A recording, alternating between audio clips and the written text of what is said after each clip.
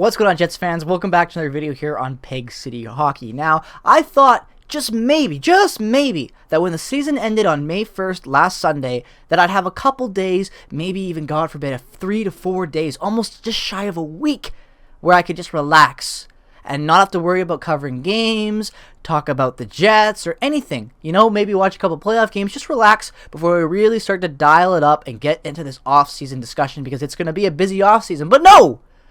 The Jets and Mark Chipman and their almighty wisdom decided that the moment that I uploaded my video on Sunday and then went out to go play basketball with my friends, that they had to extend Kevin Scheifele off. So what we're going to do in this video is not only talk about the Chevy signing that happened on Sunday, we're going to talk about the Mark Scheifele exit interview. We're going to talk about the coaching dismissal. We're going to talk about all the news that has surrounded the Winnipeg Jets in the last 48 hours, because there's been a lot of it, and there's going to be a lot more that follows with this team every day, it seems like. We're going to have more trades, new rumors heat up. We're going to have coaching speculations, hiring speculations, you name it. So without any further ado, let's jump in, because we have a lot to talk about in this video. So let's go switch over to screen record, head on over to Twitter, and talk about the first initial thing that happened after that game ended. Coming from originally Ken Wiebe, Frank Cervelli kind of re-put it out there for everybody. The 3-year contract extension given out to Kevin Scheifele minutes, it seems like, after the last game of the season where we're eliminated from playoff contention. So I'm going to get my thoughts out on this right away. I don't like it. I don't like this. And it's not because I don't like Kevin Scheifele.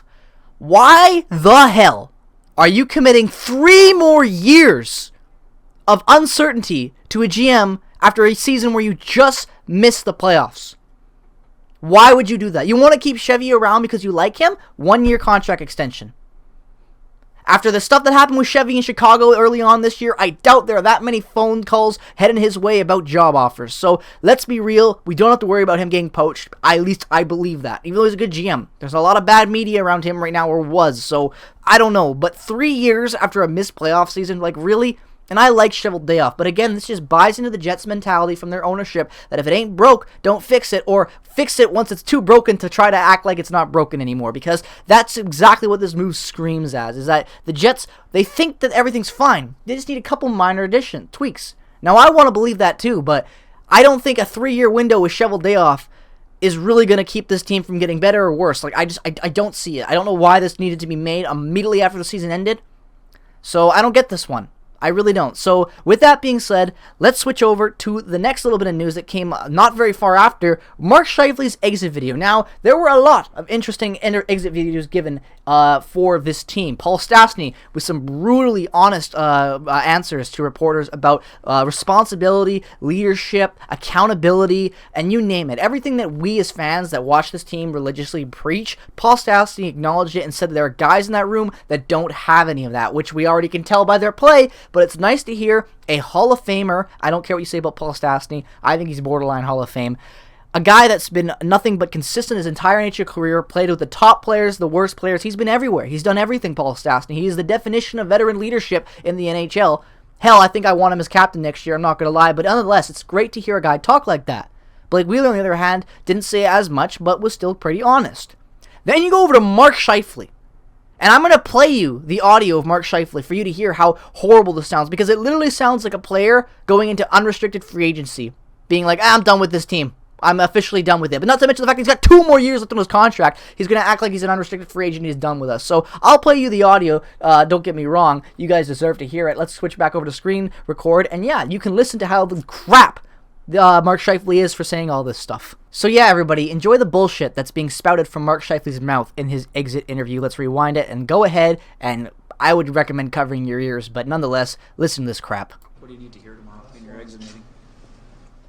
I think I just have to know, I just have to understand where this team's going. You know, I'm in the prime of my career. You know, I still have so much to improve on too, and I like where my game's at. I like the physical nature that my body's at, and I think I'm only improving. I'm only getting better. I'm only me. I. Sure. Nothing about the team. I just have to know where this team's going and what the direction is, and what the changes are going to be, if any, and So basically, if someone's brought in to make me accountable for my actions, I'm leaving.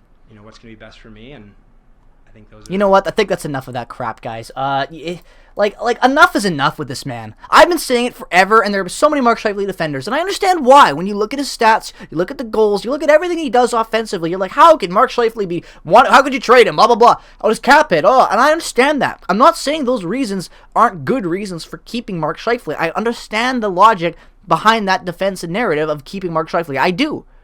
But when a guy acts like he is the god of this franchise, and don't act like this isn't him acting like that, because it is. I am in the prime of my career. I am only getting better. You're not getting better, you're getting worse. The only thing, like, come on. Like, if Mark Scheifele's a Winnipeg Jet by next season, I'll be shocked. And if he is a Winnipeg Jet by next season, we'll probably see a Patrick Laine 2.0 situation happen where he has 1 goal, 2 goals, 1 assist game, a really, really good game, and gets traded 48 hours later. Mark Scheifele will not be a Winnipeg Jet next season for a majority of... He'll be gone by the deadline, maximum. And that's the maximum amount of time I'm giving Mark Scheifele. And I know what you're thinking.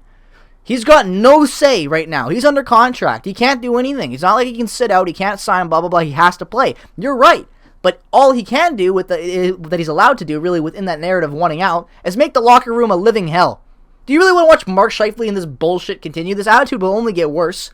Hell, even Blake Wheeler looked better without Mark Scheifele by him, because that's how much of a hog Mark Scheifele is.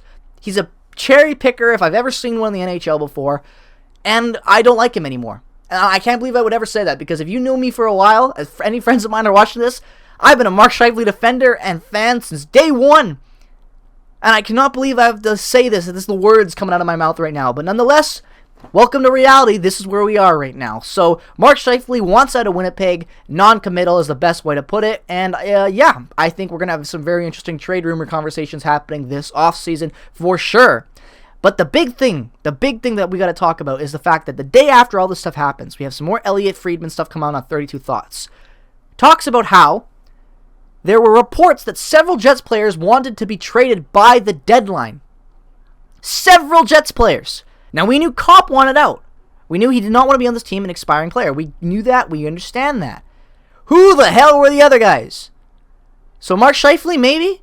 Connor Hellebuck? I hope not. Ehlers and Connor seem pretty happy, so who are we talking about? Neil Pionk? Maybe? I don't know. Definitely not Josh Morrissey, right? Well, we can be kind of a little bit calmer in the fact that, well, it's not Hellebuck, we know for a fact, because Dave Minuk came out and said that after he was on Kenny and Rennie, Elliot Friedman was on Kenny and Rennie, said that the good news is Connor Hellebuck is okay where he is. As long as the plan is to contend, Hellebuck is okay. So that is good, because the Jets' window is not to rebuild, it's to retool and contend for a playoff spot, hopefully have cup aspirations. So Hellebuck, we can take his name off of that list of potentially wanting a trade. But that doesn't change the fact that some guys, probably a good amount of players, wanted to trade out of Winnipeg at the deadline. That is not a good look. Especially in an offseason where you need to shuffle, retool, and keep as much of the elite core as possible. Because don't get yourselves wrong, these guys are elite. This was just a really bad, disappointing year where everything that could have went wrong. No consistency, bad coaching, lack of effort, and just losing winnable games. So, if guys want to be out, that's scary. So, we're going to have to follow that as well. But at the end of the day, as long as Hellebuck is still committed to Winnipeg, if we're trying to win, that's all I care about. Because without Hellebuck, this team will fall apart. Don't kid yourselves. If you think that Hellebuck had a bad year, you're right, he did. But that doesn't change the fact that Hellebuck, the Jets without Hellebuck is... I don't even know what analogy I could think of for that. It's worse than a train wreck. It's worse than a garbage fire. It is just bad. Bad. So, Hellebuck needs to stay. We got some more news to talk about, though, which is important. Going back towards Twitter for the screen record. I'll switch you guys over for that view. The big news, thank fuck that it finally happened. The NHL Jets are planning a complete overhaul with their coaching staff. Intern coach Dave Lowry, assistants Jamie Compoint, and Charlie Huddy, woohoo, finally, are not returning. Huddy has been with the Jets for numerous years. Huddy has been here for fucking day one, if I'm not mistaken, or year two. Still a long time, and we've been bad defensively since we've came back in the league. So I don't know how you had a job this long, Huddy, but good riddance. Enjoy retirement, you bum. You can polish your cup ring now from the Edmonton days without having to be behind the Jets bench and ruin our defensive structure and play and system. So that is great. The only guy that stays on is Wade Flattery, who I am okay with. Connor Hellebuck's goaltending coach. Eric Comrie had a great goaltending year. Lauren Brossoit had a great goaltending year. The only goaltender we've had bad years recently as a backup has been Mason way back when. So I liked what he's been able to do with younger, unproven goaltenders, giving them an opportunity, even though it's been limited games. He's given them opportunity. Look at Lauren Brossoit with Vegas. Hell, Eric Comrie, comeback of the year story, I don't even know. But nonetheless, I'm fine with that because goaltending coaches are usually, if they've been around for a while or they're comfortable with a starter, an elite starter like Hellebuck, they're going to have job security. So that's really fine because Wade Flattery isn't really behind the Jets bench. He's making those important decisions and systems. So this is great. Now, could the Jets completely fuck up the hiring process and hire in a guy like Randy Carlisle and a bunch of other bums that haven't coached or played in the 90s and run a system almost identical to what Dave and Paul was running? Absolutely. But until that moment happens, like I said in the last recap reaction of the season, we need to have some hope. Because if you're just going to think negative this entire offseason, then it sucks to be you. Because, god damn it, until this team really shows and makes the same mistakes that they've made before, and they do it, they actually make these mistakes, I'm not going to be angry. I'm going to have to cling on to those smallest amounts of hope that I can because, god damn it, I want the Jets to succeed. And if you're going to sit there and preach negativity and preach how the Jets suck before they've even hired a guy or even put out a potential list of guys other than the speculation list that you are making up as a fan, then get a hold of yourself because there's nothing to be mad about yet. This is good news. Hell, the only thing you could be angry about really within all of this is the Scheifele comments if you love Mark Scheifele, but even then, Scheifele's needed to go. So I'm definitely happy that there's finally a reason to get that he wants to be gone, and there's proof that he wants gone, because I'm tired of this half-baked attempt to be an assistant captain and face of the franchise. You know, going out there, having decent games, going out there playing terrible post-game interviews, just everything, lack of effort all around the board. So I'm happy with that he wants out. I don't think Mark Scheifele's welcomed here anymore. I think he's more out as welcome. I don't think he wants to play here anymore, and I think that a lot of the players in that locker room don't really want to play with him either. I know that sounds rough to believe, and I'm not in there, but guys don't come out and say stuff like that, even after they've been eliminated from the playoffs, unless there's problems in the locker room, and then go back to what Paul Stastny said, right? Like, there is a lot wrong with this team. But these little news breaks that have happened over the last 48 hours are the right steps in the direction of making this team prosperous again, I would say. Like, yeah, the Chevy deal I'm questionable about, but at the same time, at least Chevy went out and acquired Dillon and Schmidt, and he tried to bring in pieces to make this team better. The coaching staff failed him in that regards. So I'm okay with Chevy coming back for that reason. I don't like the term. I'm okay with him coming back.